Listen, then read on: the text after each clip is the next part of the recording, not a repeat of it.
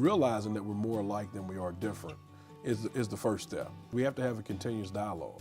Even people in a position of power still deal with these issues of racism, but it's still an issue that we need to fight. We really felt it would be important to have a staff member dedicated to the work of eliminating racism, and it's been very challenging to find the funds.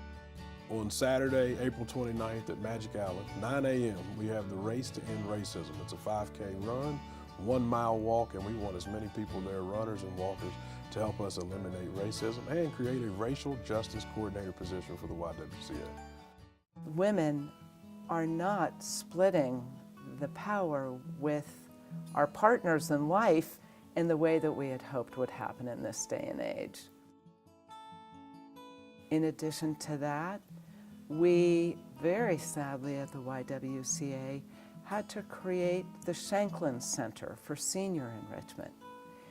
This program targets women who are senior citizens who've been victims of elder abuse and exploitation, most often at the hands of their loved ones. Their stories just really break your heart. They're beautiful people, but they have been victimized by domestic violence and elder abuse. This is a YWCA issue. Yes, ma'am. It was very hard, very hopeless. We started recognizing about 15 years ago that both in our domestic violence shelter and in our homeless shelter, we were having elderly women arrive, and they were languishing in these shelters. And they have come to live with our YWCA Sanctum Center for the rest of their lives. It is wonderful, it is peaceful, and I would not want to live anywhere else. I love where I live at now. I was suicidal before I went into the YWCA. I was on the bridge and I was going to jump off the bridge. At that time I was homeless, so I hadn't really nowhere to go, sometimes go to abandoned houses. It was hard and it was degrading. I need some place to stay, out of these houses, away from all the danger. Maybe I'll go to the shelter and see if there's a bed open.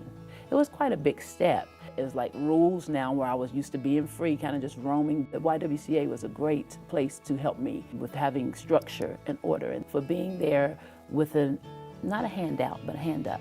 But just saying, this is how it is. And if you want to stay in this program, this is what we expect of you. One day at a time, start seeing change happen. And the hope was alive again, and there was a light lit in my heart. He took a wooden baseball bat and he hit me in the head and in the leg with it. And I kind of knew at that moment that it had progressed so far that I needed to make a decision quickly. I didn't know what to do. I didn't have family. I'd spent 15 years with isolation. No one knew. It's because of this imbalance in power and relationships that the YWCA has had no choice but to create a domestic violence shelter. I just called and I asked, what do I do? They told me who to call, where to go. They were with me the whole time. For the first time in my life, I realized that there was help out there and that it wasn't just a little bit of help. It wasn't, oh, come stay for the night, figure things out tomorrow. It was complete. Now I'm alive and I'm hopeful and I'm a survivor. I have 3 children. I'm a single mom. I don't really get any financial help. It started out originally, so I was able to work. Then after I started working, I went through the struggle and I decided to go back to school. My oldest, he was 3 years old when I started sending him there. And then my baby girl, I put her in at about 7 months old.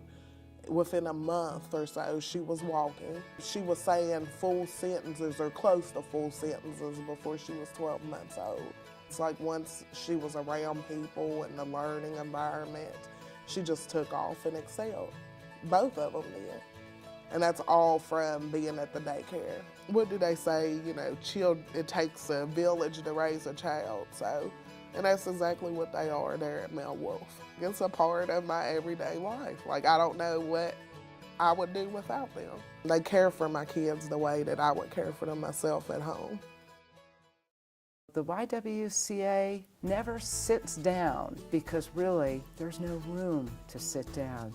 You have to step up, you have to weigh in, and not just during times of crisis, but at all times. We will never be able to achieve peace, justice, freedom, and dignity for all unless we completely eliminate racism and fully empower women. Until that time happens, the YWCA will be there, day in, day out, fighting to make this dream come true.